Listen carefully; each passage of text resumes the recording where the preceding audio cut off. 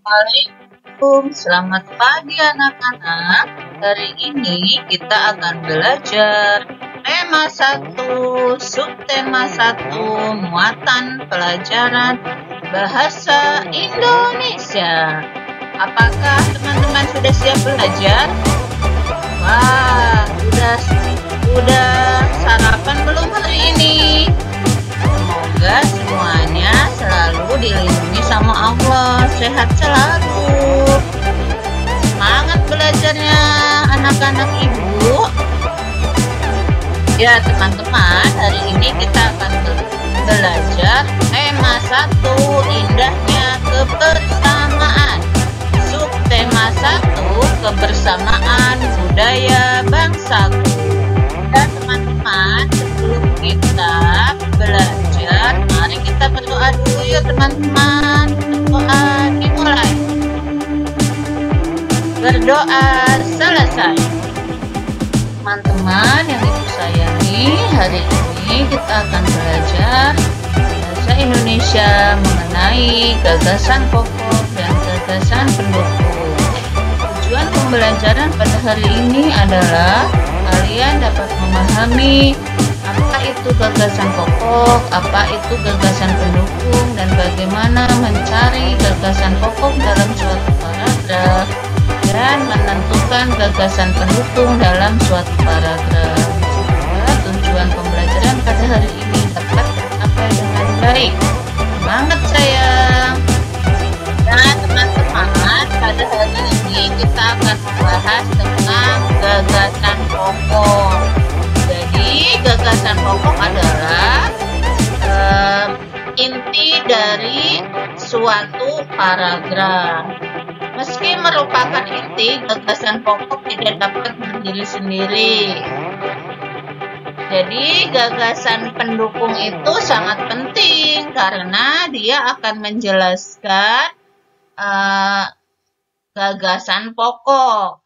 Jadi gagasan pokok itu biasanya merupakan suatu kalimat utama ya. Dan jumlahnya hanya satu dalam satu paragraf itu.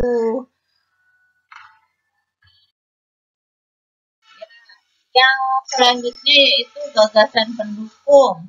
Gagasan pokok sudah kita pelajari tadi. Nah, selanjutnya yaitu gagasan pendukung. Gagasan pendukung itu apa ya? Ada yang tahu?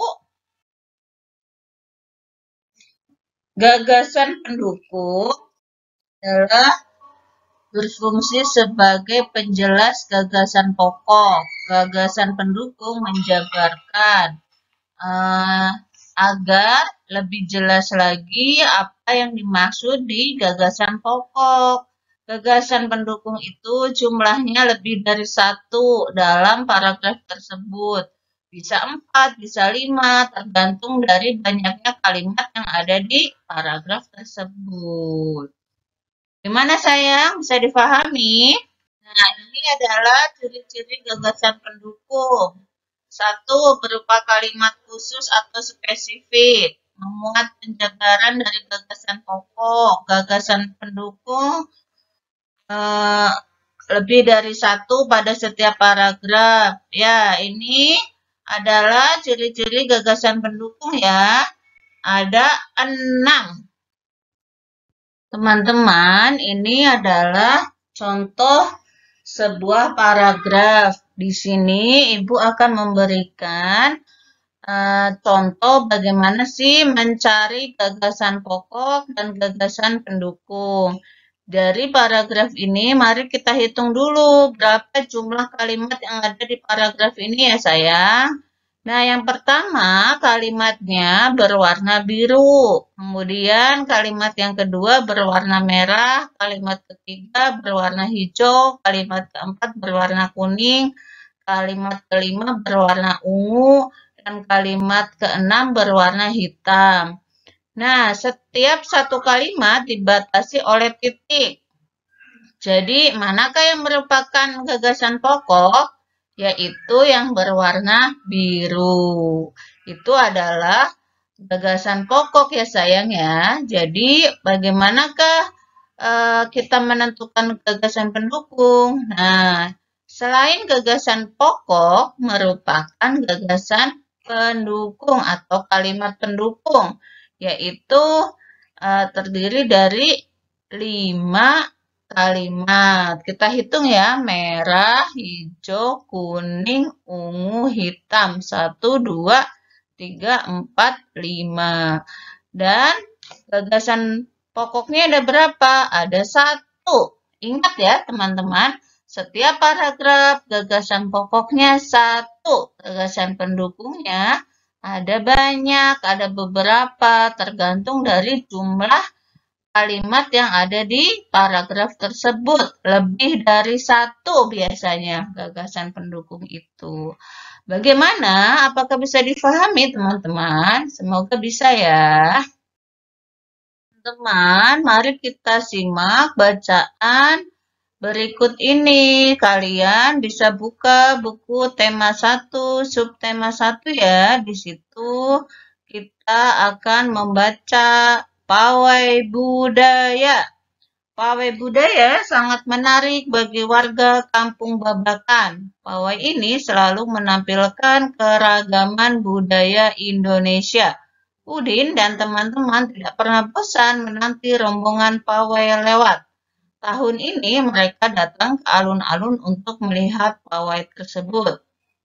Kakek Udin pun terlihat sabar menanti. Terdengar suara gendang yang menandakan rombongan pawai sudah semakin dekat. Nah, teman-teman, tolong dibaca dengan teliti ya.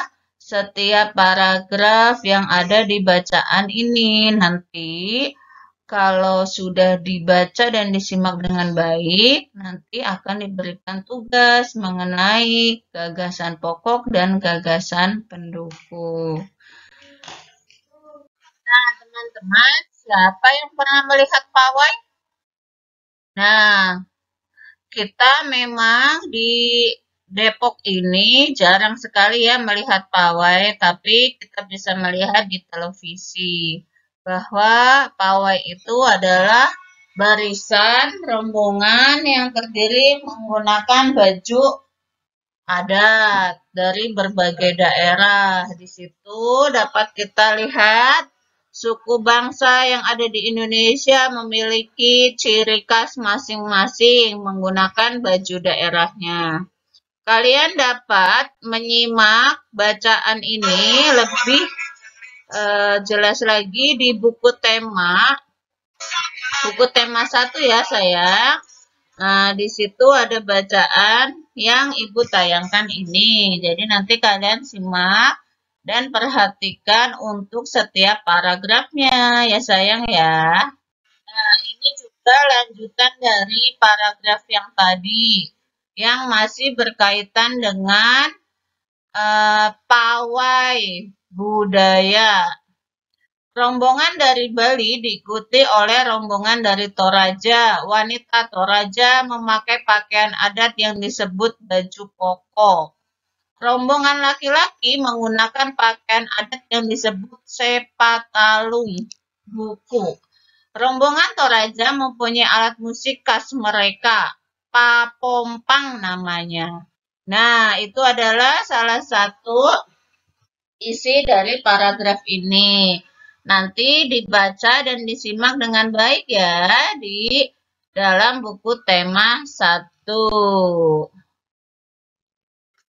Nah, teman-teman, setelah kalian paham perbedaan antara gagasan pokok dan gagasan pendukung, maka tugas kalian adalah menentukan bacaan dari pawai budaya tadi untuk ditentukan mana yang merupakan gagasan pokok dan mana yang merupakan gagasan pendukung.